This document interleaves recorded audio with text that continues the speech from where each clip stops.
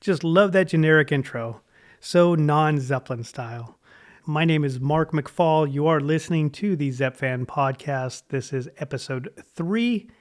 We are an all Led Zeppelin and related podcast where we talk about all things Led Zeppelin. I am also curator of the Led Zeppelin website, zepfan.com. This website has over 6,000 memorabilia pieces on it. It is the largest, in my opinion, the largest memorabilia website of Led Zeppelin on the internet. So please go check it out. And if any collectors would like to showcase their items on that website, please get a hold of me at contact@zepfan.com. Your item will be fully showcased and credited to you. Let's get going, man. We have a really good one for you today. This one will be extra special for the collectors who were around during the Jimmy Page, Robert Plant World Tour in 1995. If you collected back then, you definitely have heard my next guess. He decided to document the Page and Plant Tour and filmed over 40 shows from 1995 to 1998. He also filmed Jimmy Page and the Black Crow show in 1999 at the Greek Theater, and of course, the London O2 show in 2007. His video work for this time period is hands down some of the best out there. Let's welcome to the show, Terry Stephenson. Terry, how are you doing today, man? Doing great, Mark. Thanks for having me on. Right on, man. It's an honor. Yeah, I'm happy to have you here, and I think it's an honor for me as well. So, Terry, I hope you had your coffee today because we're going to dive back about 25 years and talk about your crazy adventure you have. I can honestly say your video work that you did back then is some of the best. I'm a huge video collector, as you know. I have probably 100 Page and Plant videos. And every time I go back and look at yours, it's like hands down, it's some of the best stuff out there. Well, thank you. Thank you for that. Yeah, absolutely. So I guess I really want to dive into the first question would be like, how many shows did you actually film? And then what made you go out and film, these shows and how so many of them? Well, to the latter, it was about 48, I believe, that I at least attended. Filmed most of them. That's crazy. There were a couple of shows, and of course, this is across not only the United States, but 3 different countries as well. But Dude, that's nuts. So that part was awesome, being able to travel like that, and the fans, the Page Plant fans that supported my travels by purchasing some VHS tapes for me when I got back, that helped me recoup those travel expenses. So I was really appreciative to the fans for that. Right. So when they kicked off the tour, so what made you go, oh, I'm going to go out and just film, document this entire tour? At 48 shows, that's a hell of a lot of shows. So some people are happy just seeing a band once or twice. So what encouraged you to embark on this crazy journey? Well, 2 things. One, I was so over the moon excited that Jimmy and Robert were going to play again. Right. And I just had to jump on the crest of that wave. And secondly, I was a huge fan of the Jimmy's '88 Outrider tour, and both you and I were collecting all of the tapes from the entire tour, audio tapes, but that wasn't very well documented visually. There's only a couple of good videotapes out there. Syracuse, New York, I believe filmed by Mark Lobianco, I know Mark. Was one, and that really inspired me to, hey, I'd been audio taping long before the Page Plant tour.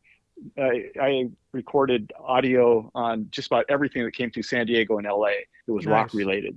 And I decided I wanted a bigger challenge, so I started videotaping. And then when the '95 tour came up, I'm going to jump in with both feet and see how well I can document this tour visually. And so that was my mission.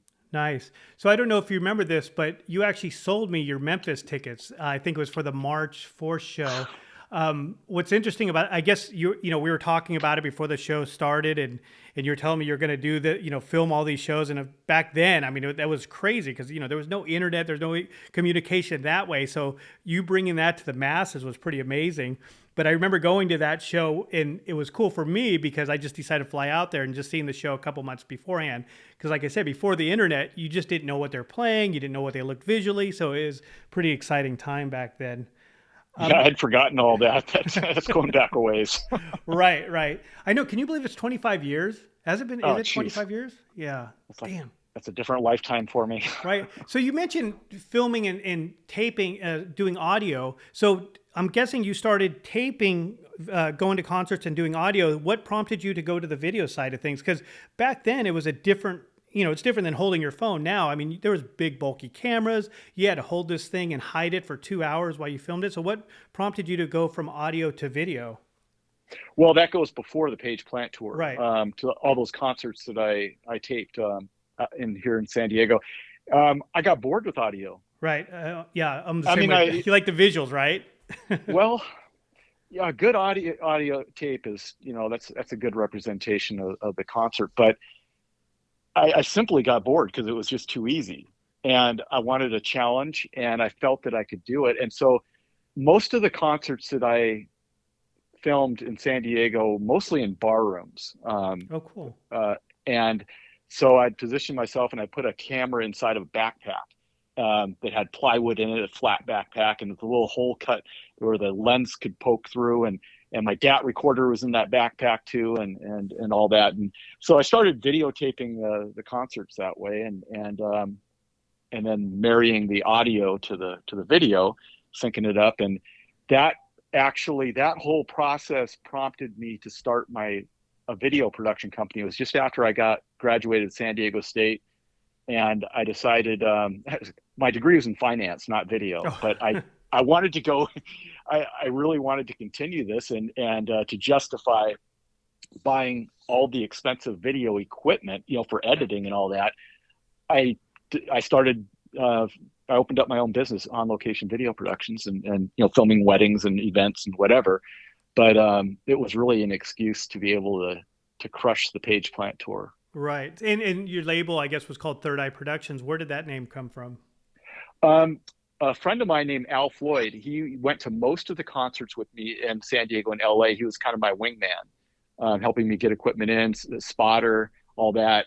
And we did all those shows together. And then when I developed the camera in the hat technique, well, right. It's a third eye up there. Okay, there you go. So I'm going to stop everything there. So camera in the hat. What is that? I've heard legends of this, and I don't think I've ever talked to you about it, but I've always heard it. And I think at one point there was a picture on the internet of this hat. So I mean, so you actually had a camera in your hat.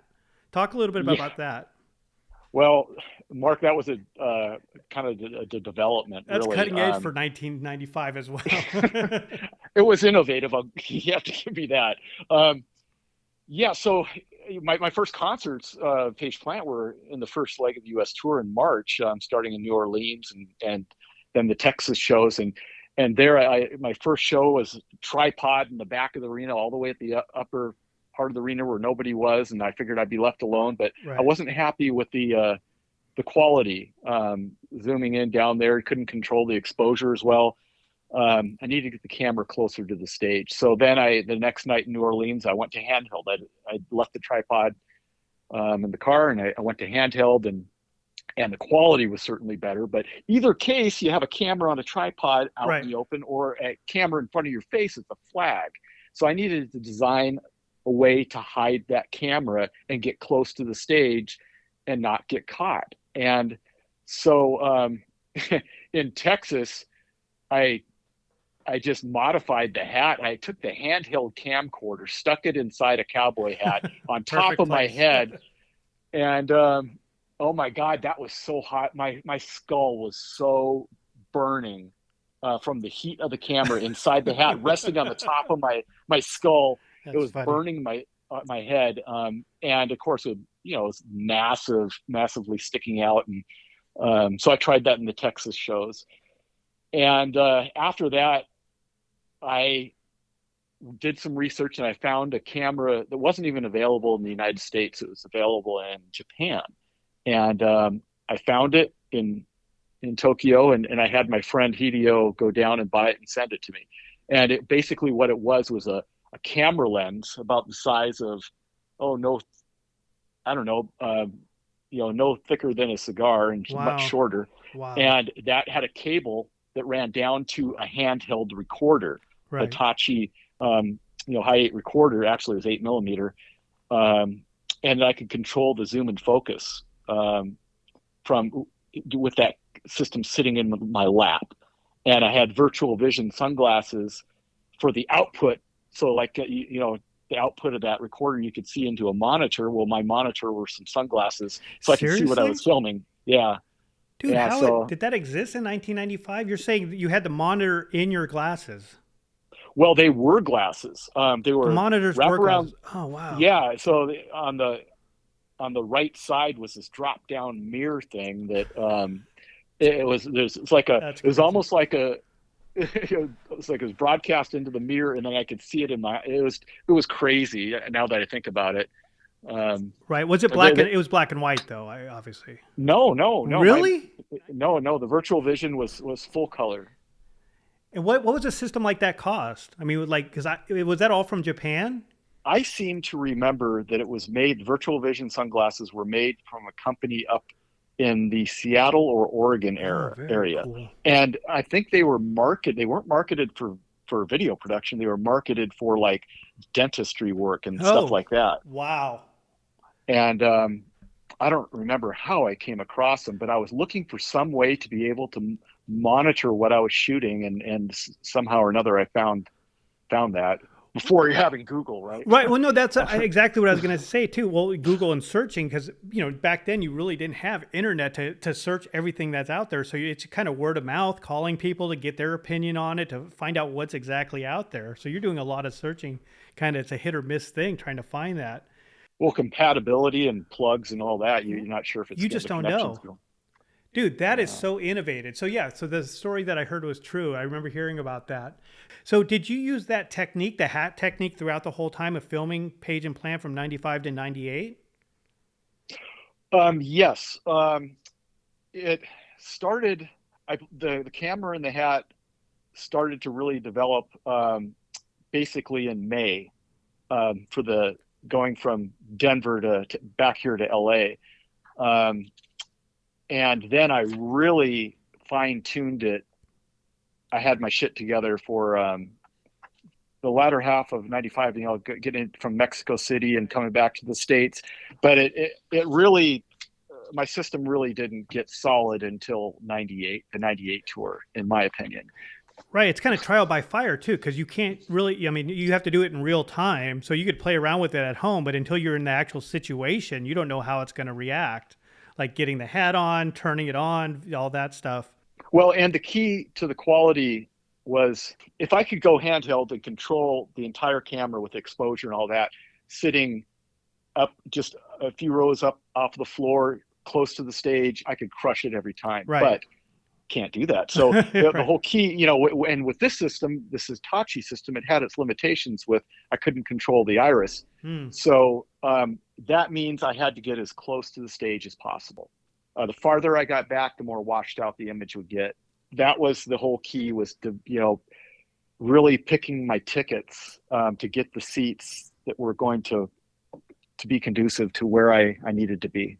Nice. Nice. So, I talked a little bit about how amazing, your videos are and how steady they are and just have a really good flow to them. Now, a lot of your videos also had like pre-show outside exterior shots, but you also had shots of maybe inside the venue or them loading it up. How did you get access to kind of film all that? Turned my nerve up a few You notches. just, I'm going to go for it. Well, I actually I had this idea that I wanted to film. I mean, just get extra special shots, not just start when the lights went down, but the outside of the venue. Really let the viewer see that particular arena and inside, and the crew setting up. Right.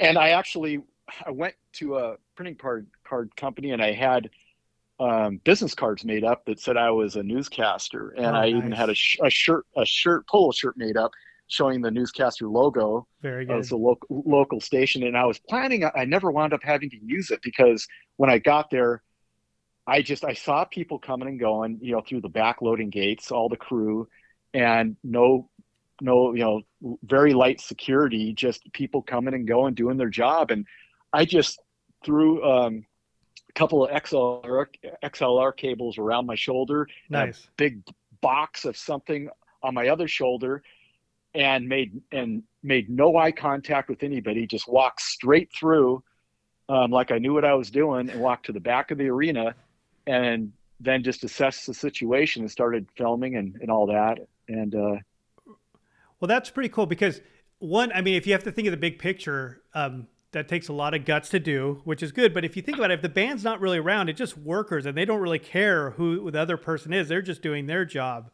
So as long as you're out of the way and filming, they just think you have a purpose there. So that's a great thing. And I think it helped. And again, I'm going to go back to your videos. When you made these videos, not only putting them with that, you use that exterior shots in the video. You had to put the camera down or it wasn't the right shot. You would use these exterior shots to at least you get the whole song. And then it would be more seamless. The video would be more seamless instead of cutting it. So I always thought that was a really good idea as well. Well, it wasn't by choice. I mean, by choice, there would have been no B-roll shots. Yeah, right. It would have been on the stage all the time, which I got pretty good at in '98.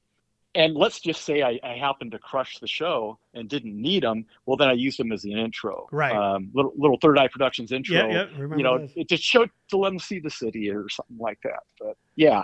Oh, very cool. So let's do this. I want to kind of let everyone know. I mean, again, you said 48 shows, so that is a hell of a lot of shows. I want to go through each one, like a set of shows, maybe talk about them, talk which ones were tripods, maybe which ones you had difficulty filming, maybe which ones you got caught, because I know one of them stands out that you only have like 20 or 30 minutes of it.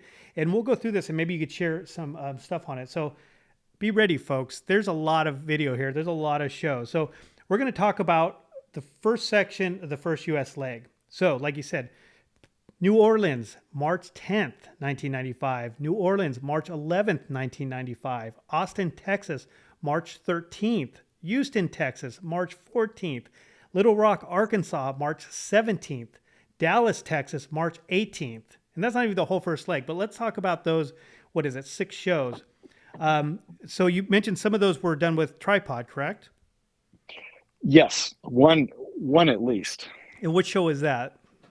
The first one, in New Orleans. I was in the back of the arena, all the way up at the top on tripod, and I just wasn't very happy with being that far removed from the stage. Here's another cool thing, because everyone was so excited, like, what different songs are they going to do? If they stay 2 nights, they're going to do something different. And I think on the March 11th show, they opened up with House of the Rising Sun. So that was pretty wild. And the fact that you got that on video was pretty amazing too. Well, yeah, the second night in New Orleans is pretty interesting, actually, because not being happy with being so far removed from the previous night, I just went handheld with my Sony Hi8 camera and got close to the stage, just up off the floor, and I was crushing it. But again, I was holding a camera in front of my stage and with a glowing viewfinder. And I was spotted, and I was nervous. Right. And this is only my second show too, and I was nervous. And I'm looking around, and I could see that I was spotted by Yellow Jacket security, and they were making their way over to me, and so I immediately, being I didn't have much gear, just the camera in hand.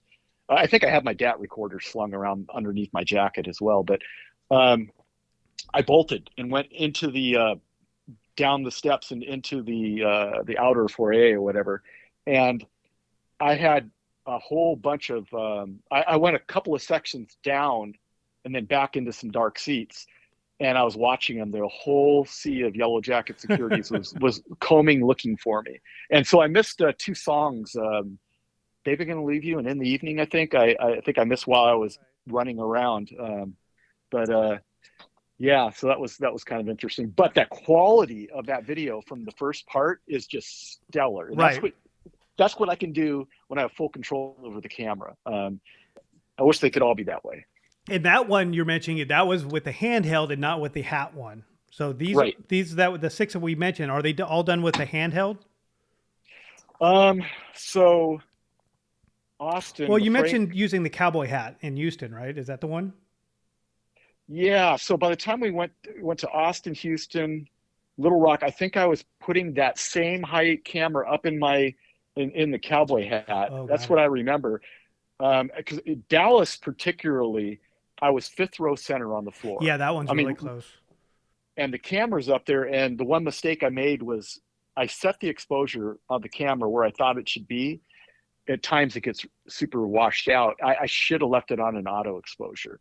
I'm pretty sure, and let's see, Houston was definitely the camera in the hat, and that's where I got busted because the girl behind me didn't like my hat, and she turned me into security. No way. So did they take the tape? Yeah, they did, and I learned a lesson. That they walked me back to their security room, and he just left me in the room and said, "Oh, yeah, I had to take off the DAT gear, the audio cables, the camera in the hat, the cables, all that."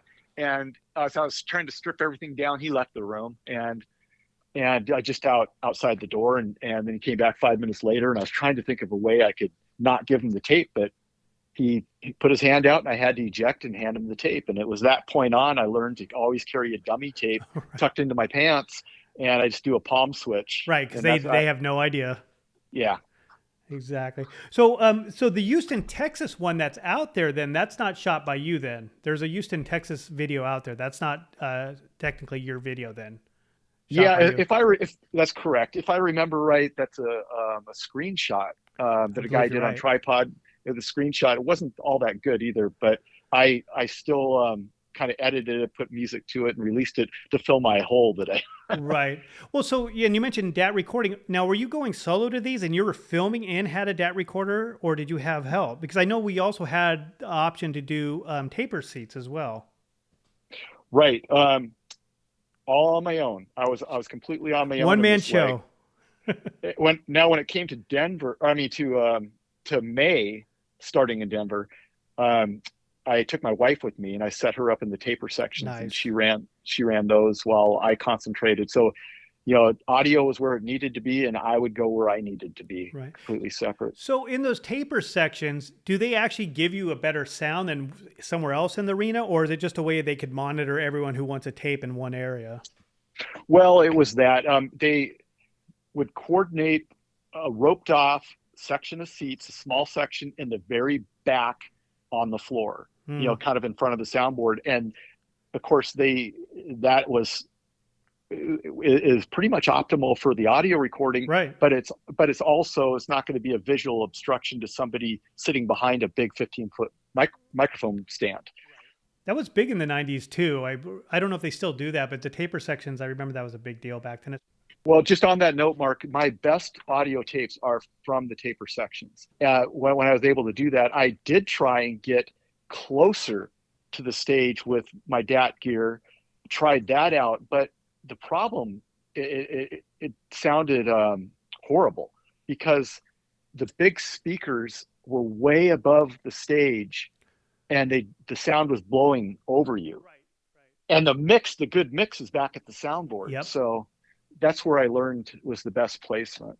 Yeah, I've always, and just on a side note, because I love sitting close to shows, but you notice that a lot because you get the sound from the stage and not really what's hearing from the monitors, back, right? So that's exactly it. Cool, man. So good stuff. Let's dive into the next. So we're still on the first leg. Now we're in May. We went from March. Now we're in May. We're on West Coast. We have Denver, Colorado, May 8th. Phoenix, Arizona, May 10th. Las Vegas, Nevada, May 12th. San Diego, May 13th. LA Forum, May 16th. LA Forum, May 17th. I'm pretty excited because I went to the last 4 shows that I mentioned, so that's pretty exciting. So talk to me about those shows. Those shows, well, I'll let you kind of explain. I have some opinions as well, but talk to me a little bit about those shows. What stands out at you? Denver was pretty cool. For all those shows, like I mentioned, we were set up as a team with DAT down in front of the soundboard, and I was up, find my seats. Denver, if I remember right, my focus was slightly off. And I believe in the virtual vision sunglasses that I described earlier, I'm right in front of my eyeball is a mirror that is catching the reflection of the image that's being broadcast from a chip down into the mirror. And on that mirror, you move it up and down for focus. Kind of like binoculars. You bring the binoculars into focus, you rotate. Well, you kind of slide it up and down, and it was slightly off. And so I had set the camera controls that were in my hands based on that focus. And it just, I don't know, that's the best I can remember. But when I got home, it was the focus was soft. Hmm. And I think that's why I released that one as a black and white, and it was just to kind of mask it or make it different. I don't know. Right. You never But know until you get home and look at it too, right? So it's just like you have to go for it and see how it turns out. right.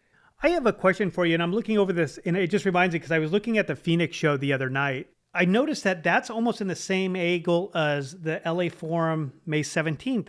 How did, back then, how did you buy tickets? Did you just go to Ticketmaster and like pull out a seating chart and pick your shows? Or how did you get seats for all these shows? Did a lot of research and found out, the number to call in that city, Oh, good. and then the time that they were going to go on sale. And what I would do is I would call about 5 to 10 minutes before the sale, and they're like, "Oh, those tickets don't go on sale for another 7 minutes or something." I'm like, "Oh, okay, I'm early. All right. Well, while I have you on the phone, I'd like to buy a Ticketmaster gift certificate."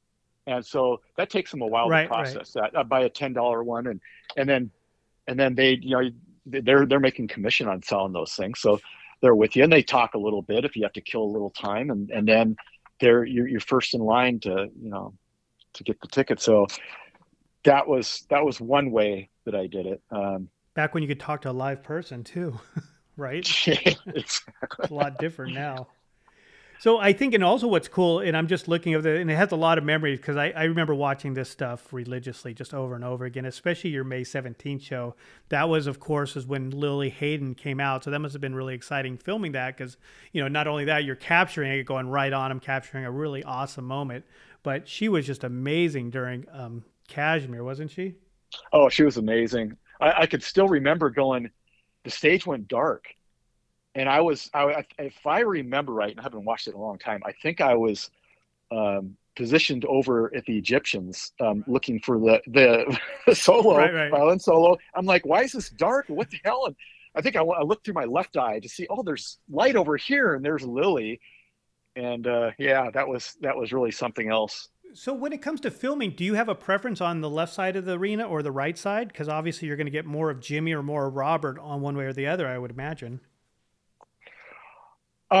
No. Well, I always felt a little more comfortable stage left, Jimmy's side. Right, because that's kind of the angle he's in. Yeah. And plus, you can get the theremin a little better over there,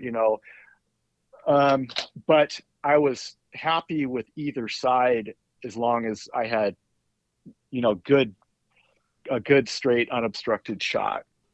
Well, my first choice would be from the soundboard on tripod. Right. And then that gives you that extremely valuable shot of the wide shot that you mentioned, to pull back and show the whole thing, which is quite often lacking in a lot of concert videos.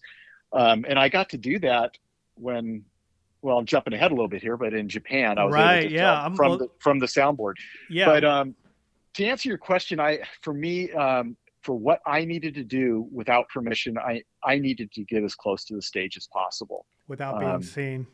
Yeah. Yeah. Cool. Well, let's dive into the second leg. This was a really exciting time, of course, for Page and Plant fans. The first leg, they incorporated Shake My Tree, Calling to You, and Lullaby. So other solo projects and stuff by Pearl Thompson. Second leg of the tour, they came back and they got rid of all that. So there was it's an all Zepp show. So as much as people don't call this Led Zeppelin, this is somewhat the closest thing we're going to get to seeing them, other than, the one show at the O2 show. I thought all the performances were really good. I mean, it was great seeing Page and Plant. I think they bring the best out of each other on this.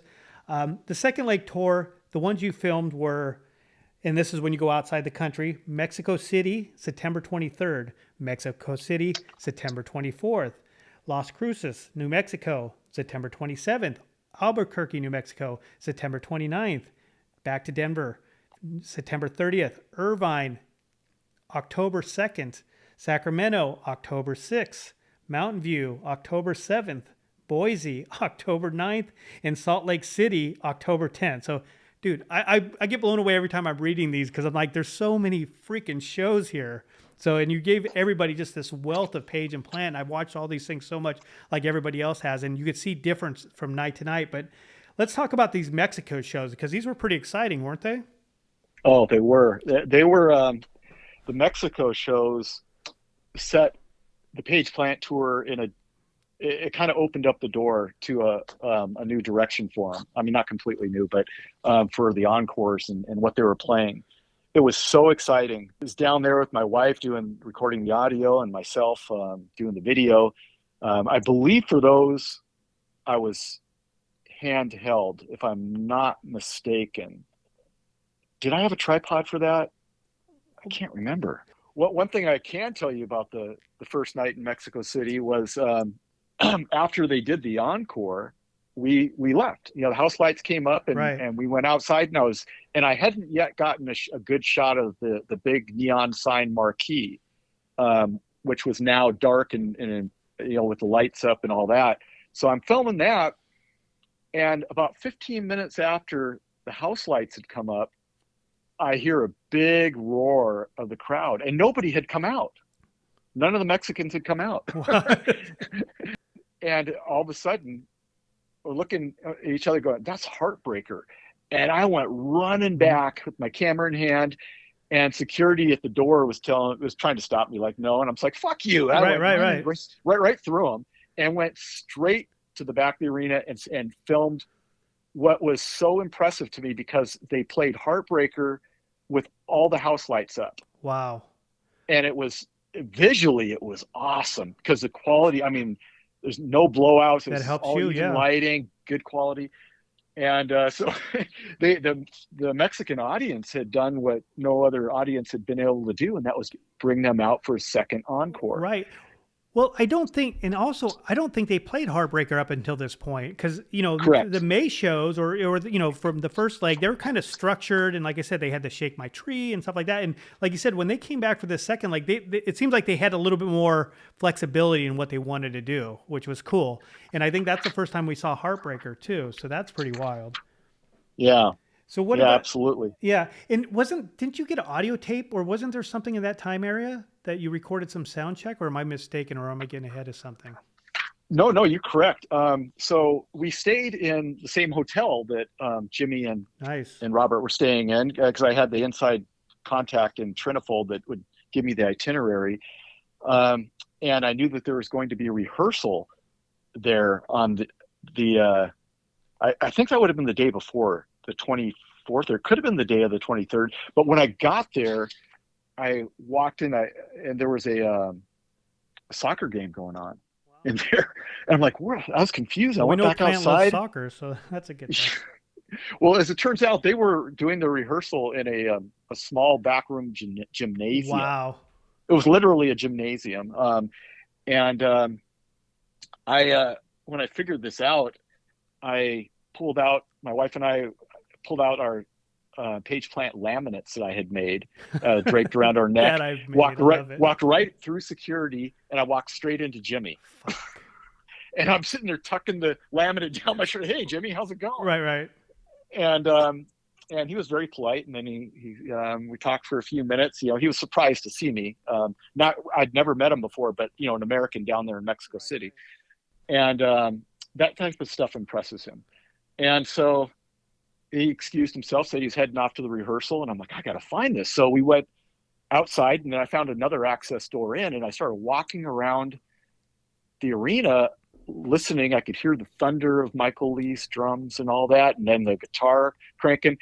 And I found I found where the area that it was, and I went up outside the building, up on top of the roof, looked through an open window, and looked down about 15 feet and I was watching them do the rehearsal inside this enclosed room gymnasium.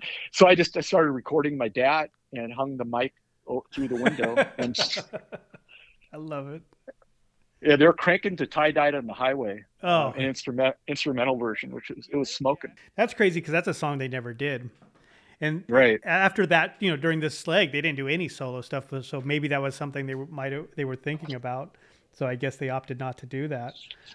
So I have a few thoughts on the last October shows too. What's your takeaway on Sacramento? I've been to Sacramento and I've seen Robert Plant there. I've seen Page and Plant there. I absolutely hate that place to see a show, the Cal Expo, because it has the bench seating around the side and it's all just flat in the middle of it. So I could imagine all the videos that I've seen from that tour, and there's a lot of people that have different sources as well, especially from 1998. But they seem a little bit shaky because those metal the bleachers are just bouncing away. Do you remember that? Oh yeah, yeah. That was Like, I mean, the show itself was a fantastic show that should really be listened to through audio, not video. And that concert was a fucking nightmare to film. yeah. Um, First of all, I had taper section seats in hand, and then we found out just before the show that they weren't going to honor them. Oh wow. I don't, because it was a general admission show, and I don't think they wanted to mess with coordinating off a taper section, so they just said no. We're reneging on that. And there was no good seats either. Like the bleachers are way No, out the way there. It's almost like a baseball diamond. So you're way out there no matter where you sit. I was trying to film as best I could from those aluminum grandstands, as steady as I could, but it was like filming in the San Francisco earthquake. Right. Do you remember these October shows were pretty amazing though? I mean, they peaked around this time. They were just in a groove because I remember I went to Sacramento, very good show. Mountain View was pretty amazing. Do you remember they had Greenpeace tickets back then? So for $250, you would be able to sit front row and you would actually get backstage afterwards. I remember the show, and that's when they did We're Gonna Groove. And I remember being front row, and I always felt whenever they go back by the drum riser, Plant's not up front, Page isn't up front, performing. When they go back to the drum riser and they get into a groove, it's about them at that point in the music. It's not about anybody else around them. And I remember they went into We're Gonna Groove, and I just lost my mind. I'm like, turn to my friend, dude, that's We're Gonna Groove. I thought that was the wildest thing, but I thought those shows were really good. I mean, I thought they really got into a good groove, especially, Boise and Salt Lake. So did you feel the same thing during that tour? Oh, yeah, absolutely. It was so exciting. They were really on fire. They were really getting their set down and developing it, fine tuning the songs they were playing and getting creative. I remember Mountain View as being one of the best shows I ever saw them do. Just absolutely amazing. And of course, that all started in Sacramento. Plant particularly was having a really good time at the Sacramento show because he was so happy to be out of LA. Right. He was really pissed about the two Irvine shows, about how the crowd reacted. But Sacramento, you just go back and listen to all his plantations, and you can hear him still digging at Irvine. Great to be out of LA, Well, Mountain View was just absolutely amazing though at Shoreline. Right. So I have two things I want to share. So I've seen Robert Plant at Sacramento in '93 and in 1990, and he puts on an amazing show in that place. I think he likes the kind of sea in front of him. Right? As we mentioned, it's general seating, so it just packs. So it's almost like kind of when you see those Rock and Rio shows. There's just tons of people all in front of the stage, all jumping up and down. So I think he really gets off on that. So those shows, every show that I've seen him at Sacramento, hands down, is the best out of the series. I had one other comment that was, so Mountain View is probably a pretty bad place to film too, because that's a huge amphitheater. So unless you're in, even the 200 seat section seems kind of far. Then I don't know, were you in the seats or were you in the grass? I think that I think I decided I wanted to do a screenshot just so I could have the pro shot video, basically what Nocturne Video was showing.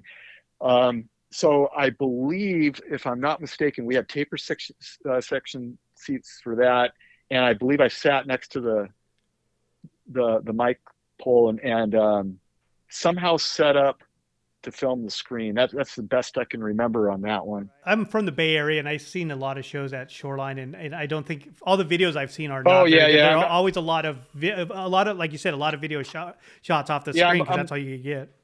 I'm looking at my notes here, and it said my video location was behind the soundboard. Very clear, 100% screenshot. Nice. Using the Hi8 camera.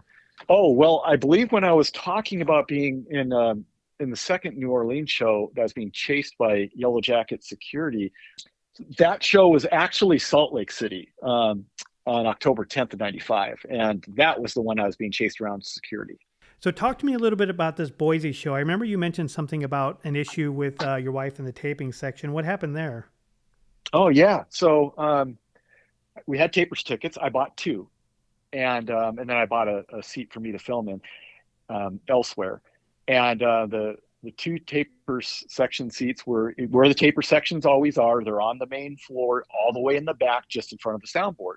And the one seat was for her to sit in with the DAT recorder, and the other seat was to put the not the seat, but you leave the seat folded up. But that space was for my 15-foot mic stand boom pole, holding my Neumanns. Going for it. And so I have her all set up on the floor, and she's sitting down, and we're just waiting for the house lights to go up.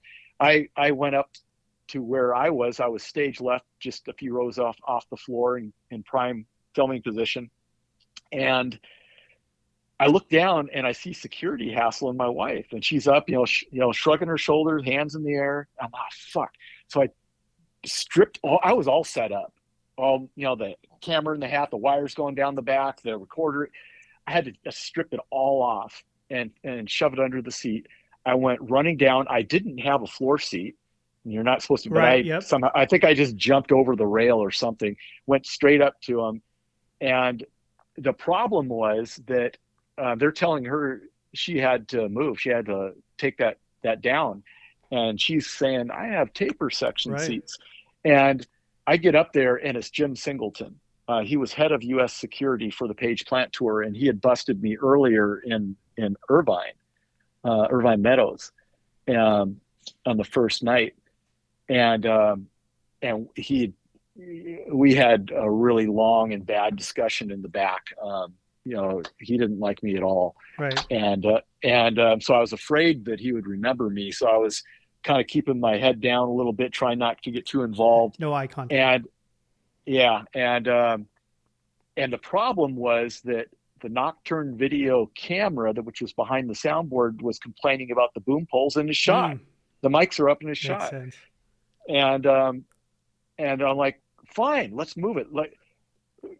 Let's put it inside your soundboard cage. And they went, fine, it's fine by us. So I relocated her, got her set inside the soundboard cage, got the boom pole back up, and then I hightailed it up and got my gear back on, and there you have it. Nice. Got her all taken care of. So let's move on to the Japan tour. I mean, this was a freaking monster tour. I mean, especially being fans, as much as they improvise a little bit on the October 95 shows, something about Japan, man. When these two get to Japan, they just feel so comfortable. They'll just almost play anything, and they'll just go for it. So I'm going to go through the shows that you filmed, and then you could kind of talk a little bit about your experiences on this tour. So it looks like you're there for the whole time, but February 6th, Tokyo, Japan. February 8th, Tokyo. February 9th, Tokyo. February 13th, Tokyo.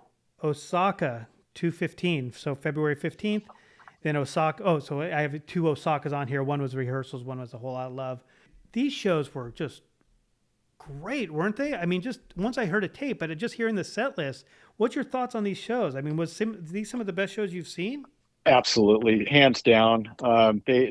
That was by far, if you ask me, my best experience on the Page Plant tours. It was definitely my trip to Japan. It kind of, a couple of side notes. You left out a couple of shows. February 5th, right. I was there and we did audio on that, and Nagoya on the 17th. But I wasn't supposed to go to Japan. I was supposed to go to Sao Paulo and Buenos Aires, and in January that kicked off the right. Those were great shows too. That would have been hard to film though.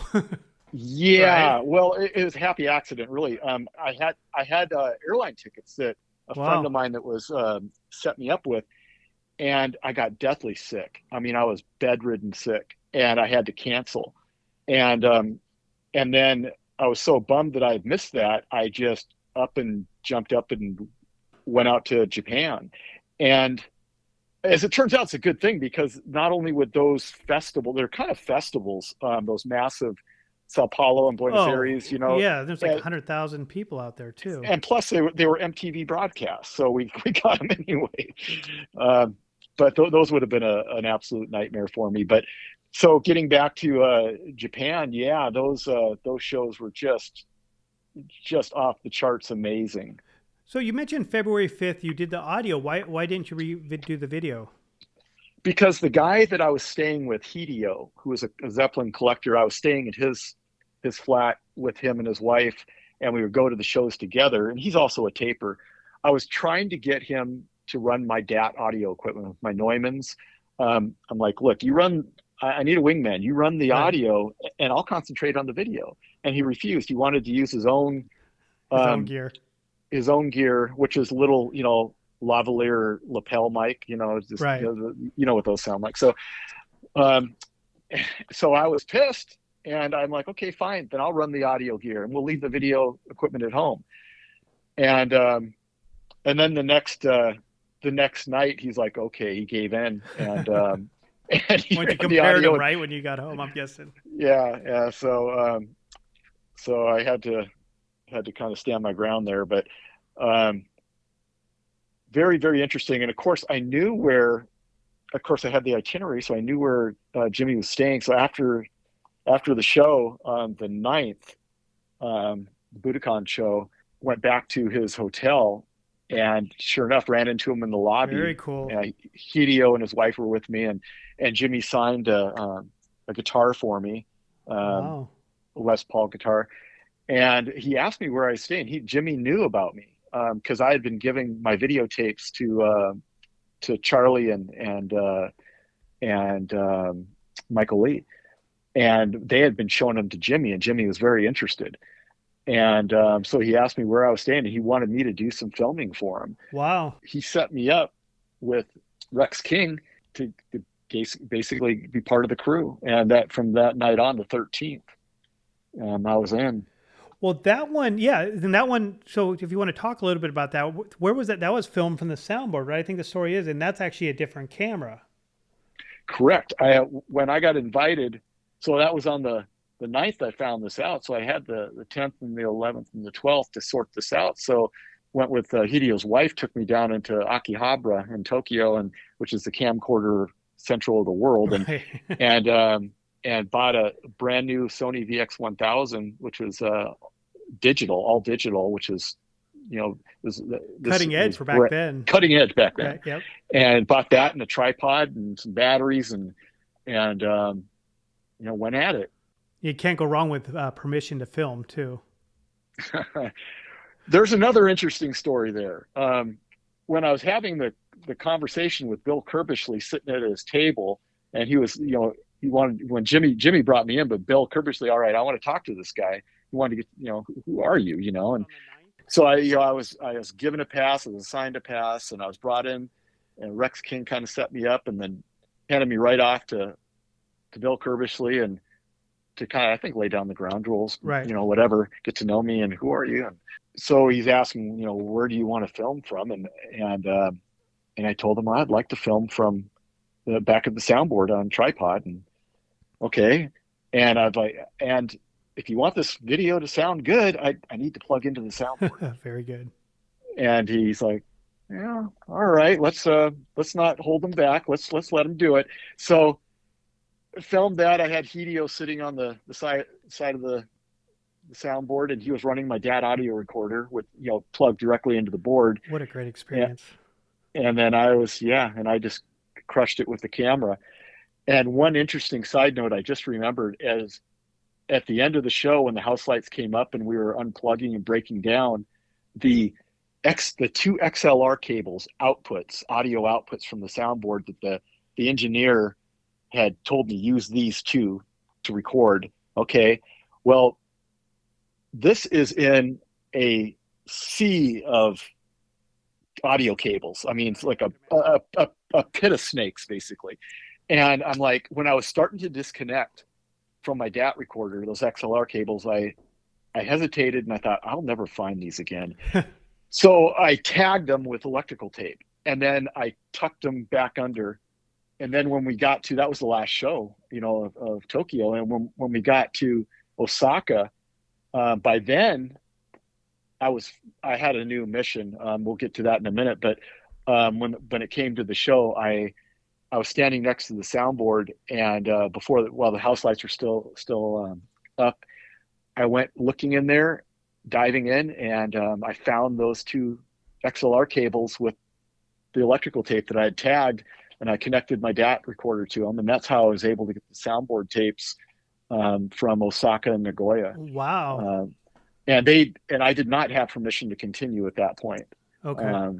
So the soundboard guys may or may not have seen me. I tried to be as discreet as possible, but I just kind of acted like I was supposed to be there. Right.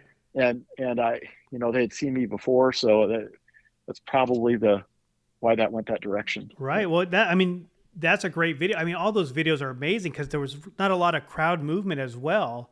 And I think, what is it on, kind of going back to, was it the 8th where they opened up with the Rain song, or was that the 9th? Oh, it's been a while, and I can't remember. But one thing I can tell you is after those Tokyo shows, when I was, I guess it would have been on the 9th, the evening in the 9th, one of the questions Jimmy asked me is, how many shows have you seen? And I think I said like 20 or something like that at that point. Right. But a little, actually more. Probably more, yeah. And he's like, no, here, meaning here in Japan. Oh, wow. I said, all of them. I've seen them all. He's like, they're very different, aren't they? Yeah. He was so excited about changing up the set. And yeah, like you said, opening up with the Rain song was so incredibly powerful. Mind blowing. Just, that's what makes these shows so unique. And you know why they're comfortable doing that in Japan, mixing the sets up, and they always have been, is because there's no LA critics. Right. They're going to write them up in the newspapers afterwards about a sloppy show. And that's why you see those unique parts of the sets happening in obscure cities like Rapid City or something like that, or Boise. They opened up with Rain song, and I think they went right into No Quarter, right? Acoustic. So, I could imagine being there, you're going, oh my gosh, this is going to be an all acoustic show. This is, still in the era Unplugged, and seeing Jimmy Page and Robert Plant here in acoustic songs, like, what the heck is going on? I mean, it would have been mind blowing seeing that.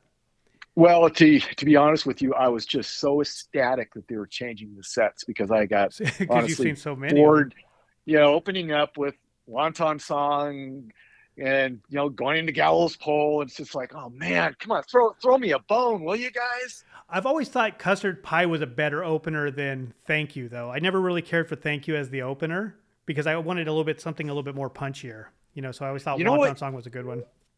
Mark, one of my favorite opening song that they did was Bring It On Home. They did that at Fiddler's Green in Denver. I was filming that, and the stage was dark, and then a single spotlight went on Jimmy, and he just, those opening chords of Bring It On Home, and he was just thrashing around on stage with all this energy. It was just so, it was just an energy song to open a show with. Amazing. Yep. I've always, and I like the solo in Thank You. I think that's when it starts picking up, because I like the ending of it. I just thought for an opening, that was never like that powerful song. Maybe help Plant with the vocals getting all ready to go. But yeah, I think the other ones were much better. Honestly, I welcomed anything other than right. Wonton Song. Right. And then, going back to the Japan shows, Rain song, they also did T for One instead of Since I've Been Loving You. So that's pretty amazing too, because they've never played that song live at all. So the fact that they're doing that song was pretty remarkable. And Mark, I saw the rehearsals for that. Right. So that's amazing too. Oh, that was 10 Years Gone, actually. Right. Oh yeah. So let's go to, so talking about moving on from Tokyo, we'll go to Osaka. So talk a little bit about the rehearsals that you filmed. Was this with permission as well? No, it wasn't. I was told not to. So what happened was Kirbishley decided to use me, like he uses everybody, honestly. He asked me, he was planning for the next leg of the tour, or the next tour, basically, which was supposed to utilize the Egyptians. Mm-hmm. But that didn't happen. They dropped the Egyptian orchestras for the 98 tour. Right. But what he didn't know that at the time.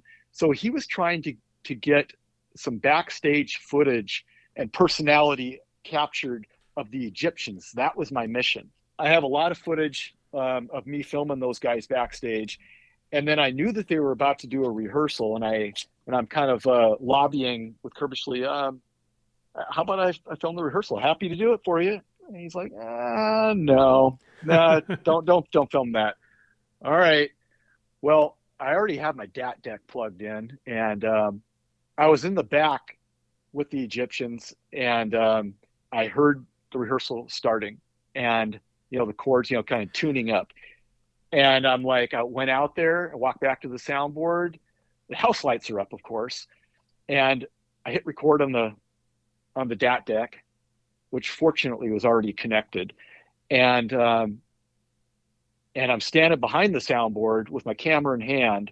I'm looking around, and I'm like, it was risky because I was already in their camp and I didn't want to blow it, but I'm also a taper. Right. And I can't stand here, just not capture with the my moment.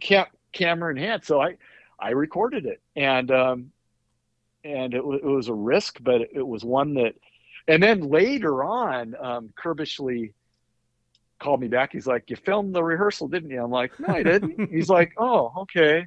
I think somebody must have mentioned to him. Maybe one of the band members saw me. Yeah, or someone's something. filming back there. No, it wasn't me. Okay. And I went immediately hiding the tapes, and just in case you wanted to go through the gear. But as it turns out, it was a huge risk. It was really ballsy, but I'm so glad I did it, because we wouldn't have that otherwise. Well, us fans, thank you. I mean, this was 10 years gone we're talking about. They only did it at that show, right? At Osaka. So not only did we get the video, that there's a video of that show, but there's also the rehearsal. So that's pretty amazing. I thank you, Terry, for filming that. Thank you. So and I know going back to the Osaka 15th show, you also filmed 10 minutes, A Whole Lot of Love. So why didn't you film, and I think it's from different angles of the arena. So why didn't you film the whole show? So my mission, I asked if may I film the show? I don't remember exactly how the conversation went, but they didn't need me to do that. What he wanted me to do was to go around and get shots, like cutaway B-roll shots from various angles of the arena. I don't know why. I don't know if they were planning on incorporating that with Nocturne Video.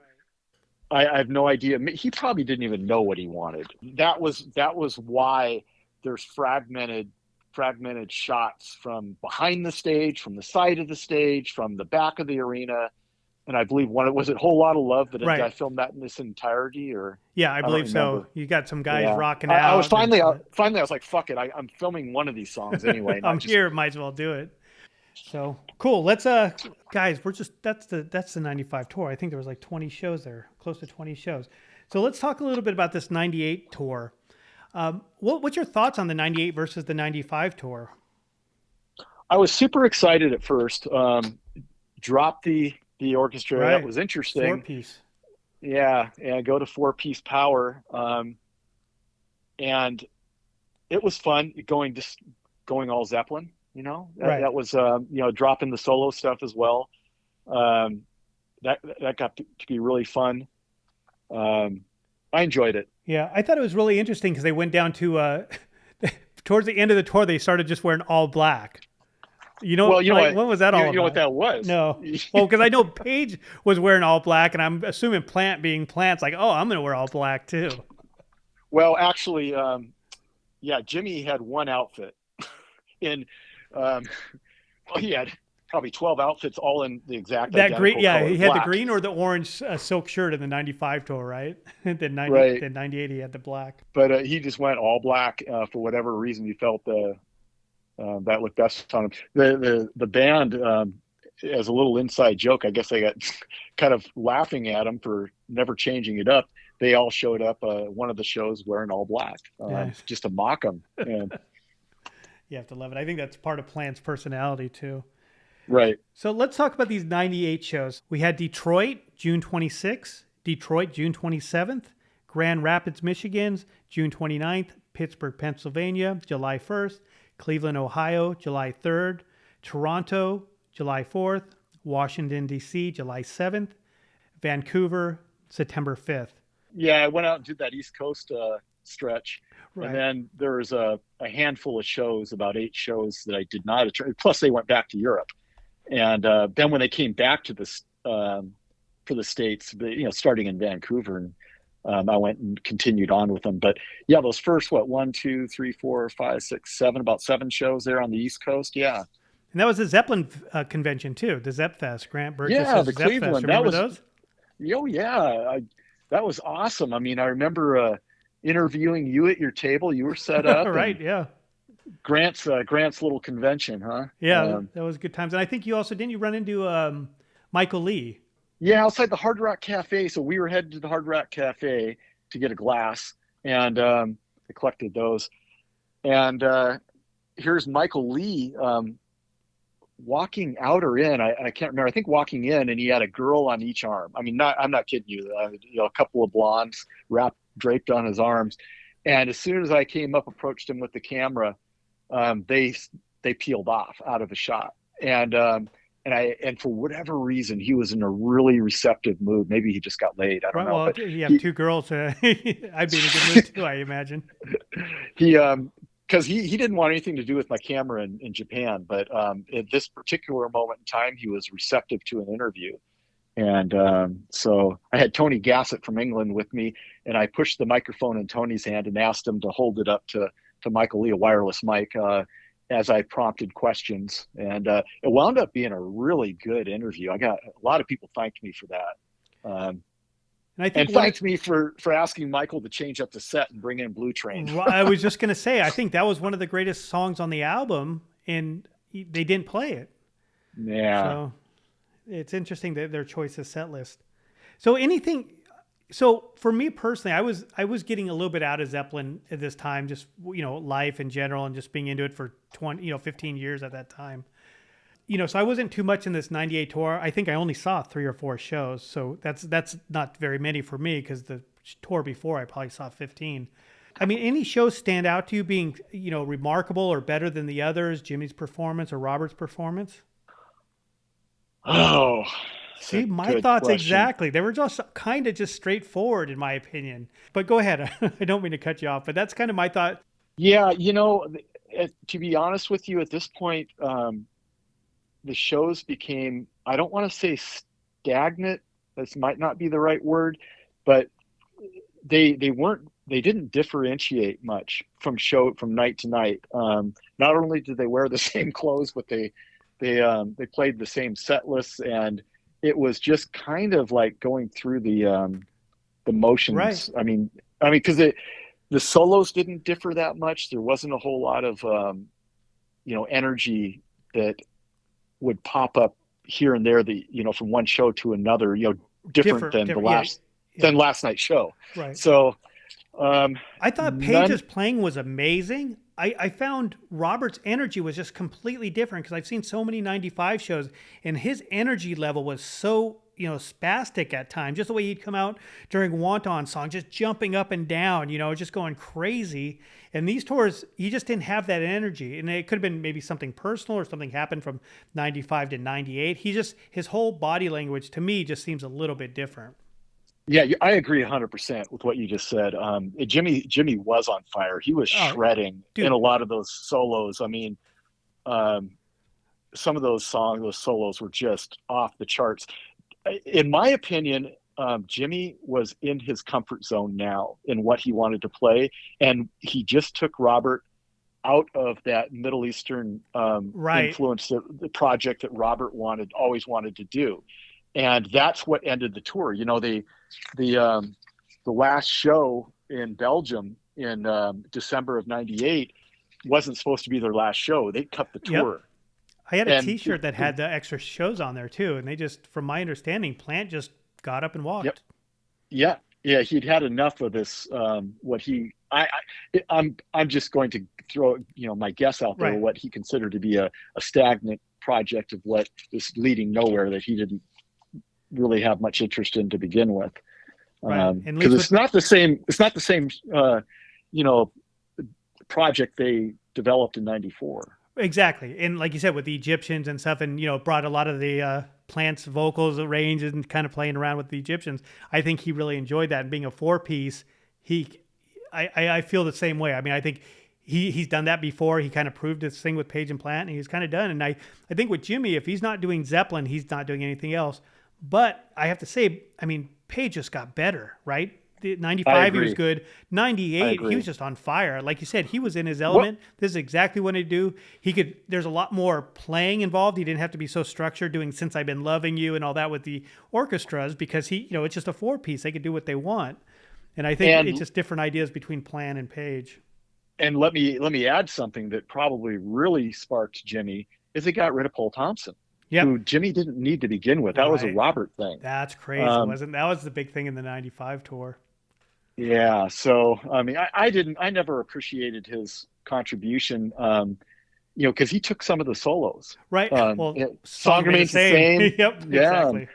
And I mean, that just got shit ton better in '98, didn't it? Right, right. And I think Page was just on fire. Then of course the Page the Greek theater he did with Black Crows, he was on fire too. But so let's wrap up this 98. So it sounds to me that you and I both have the same opinion on this. And I don't want to speak for you, but it sounds like the remaining shows that I'm going to list, you kind of have, unless you want to add to them, and we'll talk a little bit about the London shows.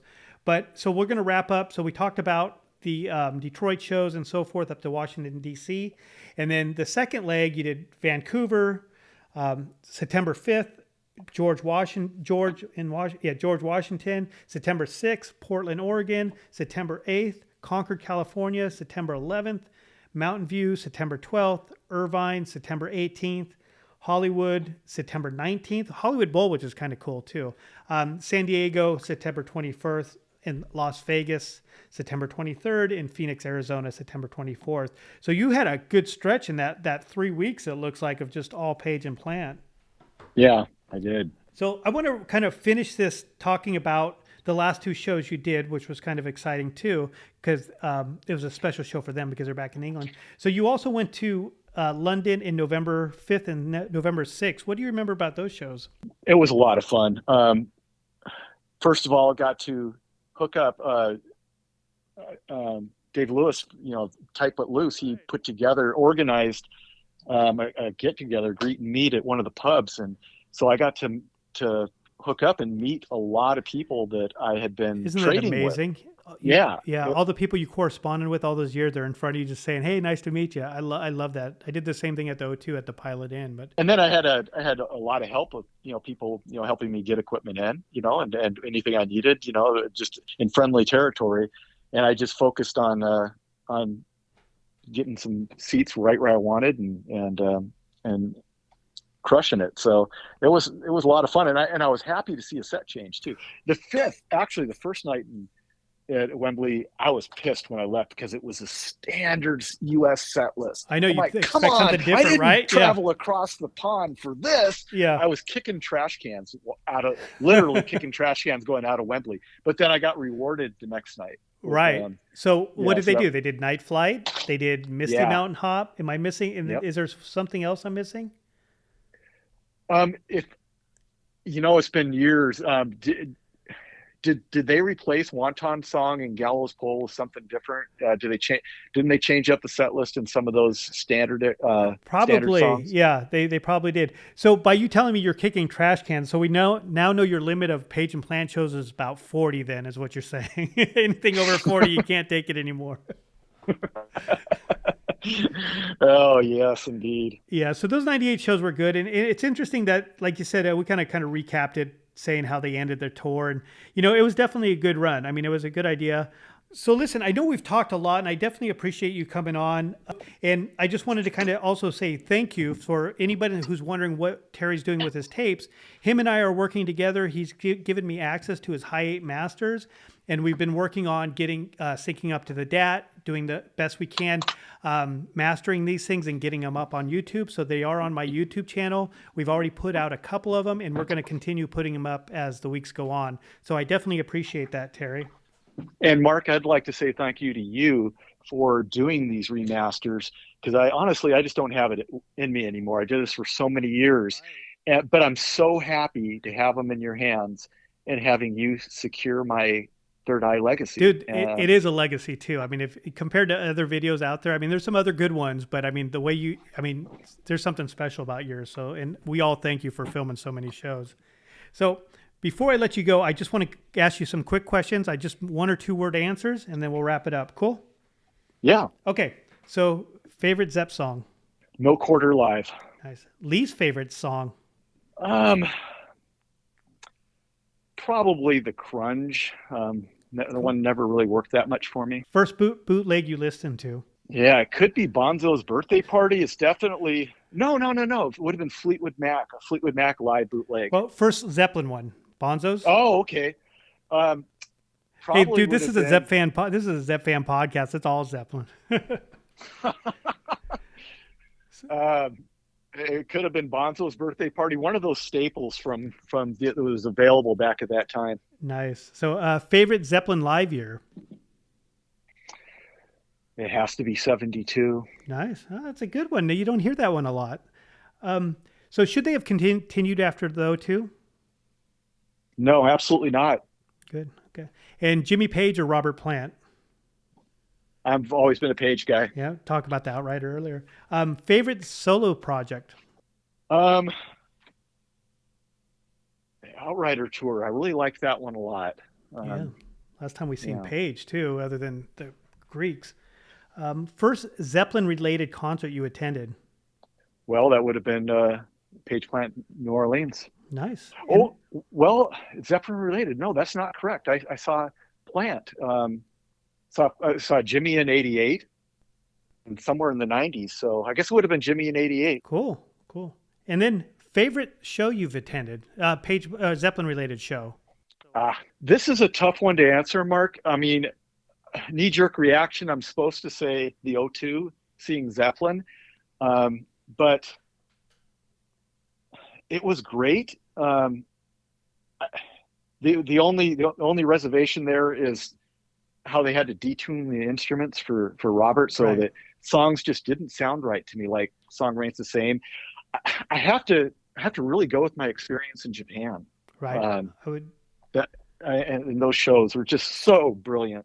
Yeah. While I didn't go to that show, just reviewing all the shows you've gone to, that perfectly makes sense.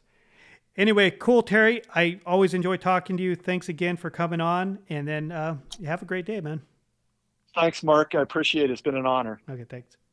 Very cool. Very cool. Well, I hope everyone enjoyed that as much as I did. I do have one quick correction. Terry made mention to Mark LoBianco filming the Syracuse, New York Jimmy Page show. He actually filmed the NASA Coliseum, New York 1988 show from October 28th, 1988. That video is also on my YouTube channel. Other than that, that's all we have.